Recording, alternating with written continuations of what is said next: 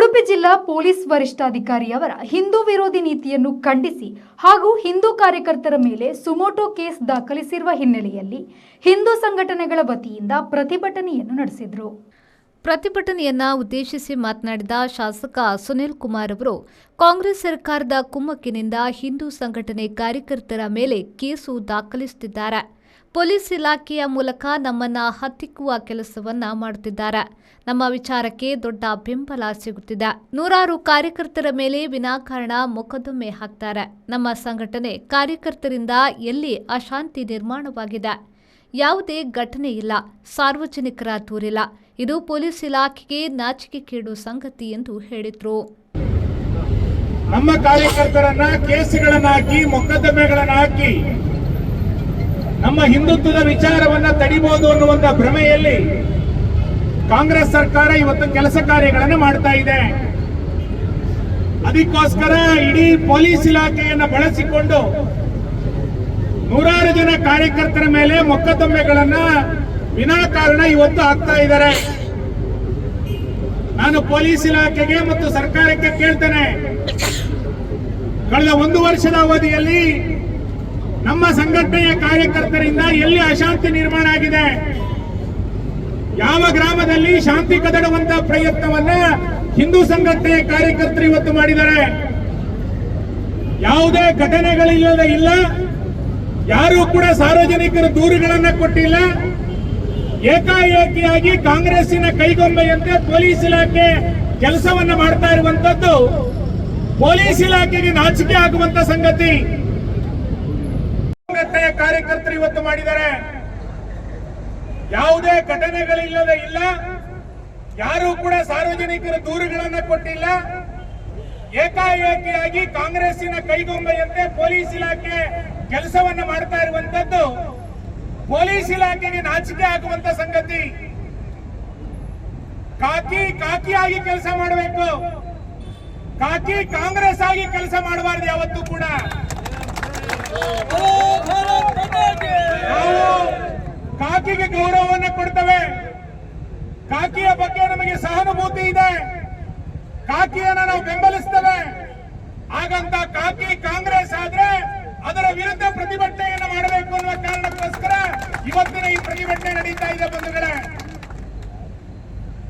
ಮಂಡ್ಯದಲ್ಲಿ ಗಣೇಶೋತ್ಸವದ ಮೇಲೆ ಕಾಂಗ್ರೆಸ್ ಆದ್ರೆ ಅದರ ವಿರುದ್ಧ ಪ್ರತಿಭಟನೆಯನ್ನು ಮಾಡಬೇಕು ಅನ್ನುವ ಕಾರಣಕ್ಕೋಸ್ಕರ ಇವತ್ತಿನ ಈ ಪ್ರತಿಭಟನೆ ನಡೀತಾ ಇದೆ. ಬಂಧುಗಳೇ, ಮಂಡ್ಯದಲ್ಲಿ ಗಣೇಶೋತ್ಸವದ ಮೇಲೆ ಕಲ್ಲು ತೂರಾಟ ನಡೀತು. ನಾನು ಆ ಸ್ಥಳಕ್ಕೆ ಭೇಟಿ ಕೊಟ್ಟಿದ್ದೆ. ಯಾರು ಕಲ್ಲು ತೂರಾಟವನ್ನ ಮಾಡಿದರೆ ಅವರ ಮೇಲೆ ಮೊಕದ್ದಮೆಗಳನ್ನ ಸರ್ಕಾರ ಮಾಡಲಿಲ್ಲ. ಬದಲಾಗಿ ಗಣೇಶನನ್ನ ಯಾರು ಇಟ್ಟಿದ್ರು ಆ ಗಣೇಶೋತ್ಸವ ಸಮಿತಿಯವರ ಮೇಲೆ ಸರ್ಕಾರ ಮೊಕದ್ದಮೆಗಳನ್ನ ದಾಖಲು ಮಾಡಿತು. ಗೃಹ ಸಚಿವರು ಹೇಳ್ತಾರೆ ಇದೊಂದು ಸಣ್ಣ ಘಟನೆ ಅಂತ. ಶಿವಮೊಗ್ಗದಲ್ಲಿ ಆದಂತ ಘಟನೆ ಗೃಹ ಸಚಿವರಿಗೆ ಅದೊಂದು ಸಣ್ಣ ಘಟನೆ ಅಂತ ಅನ್ನಿಸ್ತು. ರಾತ್ರಿ ಹಿಂದೂಗಳ ಮನೆಗಳ ಮೇಲೆ ಕಲ್ಲು ತೂರಾಟವನ್ನು ಮಾಡಿ ಯಾರು ಮುಸಲ್ಮಾನ್ ಗೂಂಡಾಗಳು ಓಡಾಟವನ್ನ ಮಾಡಿದ್ರು ಅದನ್ನ ಗೃಹ ಸಚಿವರು ಹೇಳ್ತಾರೆ ಇದೊಂದು ಸಣ್ಣ ಘಟನೆ ಅಂತ. ಬಹಳ ಆಶ್ಚರ್ಯ ಅಂತ ಕೇಳಿದ್ರೆ, ಉಡುಪಿ ಜಿಲ್ಲೆನಲ್ಲಿ ಹಿಂದೂ ಜಾಗರಣ ವೇದಿಕೆ ಬಜರಂಗ ದಳದ ಕಾರ್ಯಕರ್ತರ ಮೇಲೆ ಮೊಕದ್ದಮೆಗಳನ್ನು ಹಾಕುವಂತ ಸರ್ಕಾರ,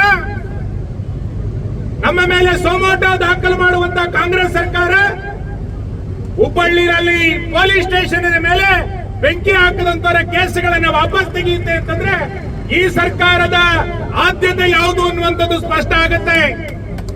ಪೊಲೀಸ್ ಸ್ಟೇಷನ್ ಮೇಲೆ ಕಲ್ಲು ತೂರಾಟವನ್ನು ಮಾಡಿದಂತವರಿಗೆ, ಪೊಲೀಸ್ ಜೀಪಿನ ಮೇಲೆ ಬೆಂಕಿ ಹಾಕಿದಂತ ಮುಸಲ್ಮಾನ್ ಗೂಂಡಾಗಳ ಕೇಸನ್ನ ಸರ್ಕಾರ ವಾಪಸ್ ತೆಗೆದುಕೊಳ್ಳುತ್ತೆ.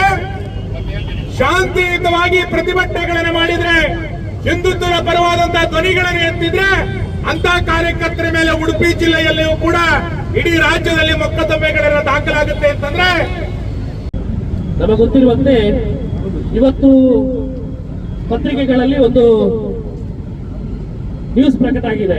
ಏನಂತ ಕೇಳಿದ್ರೆ, ಉತ್ತರ ಪ್ರದೇಶದಲ್ಲಿ ಯಾವುದೋ ಒಂದು ಮಸೀದಿಯನ್ನ ಅದು ತನಿಖೆ ಮಾಡಬೇಕಂತ ಹೋದಾಗ ಅಲ್ಲಿ ಸುಮಾರು 20 ಮಂದಿ ಪೊಲೀಸರ ಮೇಲೆ ಆಕ್ರಮಣಗಳಾಗಿದೆ. ಅನಂತರ ಸುಮಾರು 3 ಜನ ಸಾವನ್ನಪ್ಪಿದ್ದಾರೆ. ಆನಂತರ ದೇಶದ ಬೇರೆ ಬೇರೆ ಭಾಗಗಳಲ್ಲಿ ಈ ರೀತಿಯಾಗಿ ಪೊಲೀಸ್ ಇಲಾಖೆಯ ಮೇಲೆ ಯಾವ ರೀತಿಯಾಗಿ ಇವತ್ತು ಯಾವ ತುಷ್ಟೀಕರಣ ನಡೆಯುತ್ತಿದೆ, ಆ ಜಾತಿಯ ಜನರು ಯಾವ ರೀತಿಯಾಗಿ ಪೊಲೀಸ್ ಇಲಾಖೆಯ ಮೇಲೆ, ಕಾನೂನಿನ ಮೇಲೆ ಆಕ್ರಮಣಗಳನ್ನು ಮಾಡ್ತಿದ್ದಾರೆ ಅಂದ್ರೆ ಅನ್ನೋದು ನಮಗೆಲ್ಲ ಗೊತ್ತಿರುವಂತಹ ವಿಚಾರ. ಮಂಗಳೂರಿನಲ್ಲಿ ಕೂಡ ಇದೇ ರೀತಿ ಆಗಿತ್ತು. ಆನಂತರ ನಮಗೆಲ್ಲ ಗೊತ್ತಿದೆ, ನಮಗೆ ಸ್ವಾತಂತ್ರ್ಯ ಸಿಕ್ಕಿ ಸುಮಾರು 71 ವರ್ಷ ಆಯಿತು. ಸ್ವಾತಂತ್ರ್ಯ ಯಾವ ರೀತಿ ಸಿಕ್ಕಿದೆ ಅಂತ ಕೇಳಿದ್ರೆ, ನಾವಿವತ್ತು ಯಾವ ರೀತಿಯಾಗಿ ಈ ಜನತೆ ಪ್ರತಿಭಟನೆಯನ್ನ ಮಾಡ್ತಾ ಇದೆ, ಅದೇ ರೀತಿ ಯಾವ ಚಂದ್ರಶೇಖರ್ ಇರ್ಬೋದು, ಭಗತ್ ಸಿಂಗ್ ಇರ್ಬೋದು, ರಾಜ್ಗುರು ಇರ್ಬೋದು, ಈ ರೀತಿಯ 20 ವರ್ಷದಿಂದ ಹಿಡಿದು 30-35 ವರ್ಷದ ಯುವಕರ ತ್ಯಾಗ ಬಲಿದಾನದಿಂದ ನಮ್ಮ ದೇಶಕ್ಕೆ ಸ್ವಾತಂತ್ರ್ಯ ಸಿಕ್ಕಿ ಈ ಕಾನೂನನ್ನು ನಿಮಗೆ ಕೈ ಕೊಟ್ಟಿದ್ದಾರೆ. ಅಂದ್ರೆ ಆ ದೇಶಕ್ಕೋಸ್ಕರ ಯುವಕರ ಬಲಿದಾನ ಆಗಿದೆ.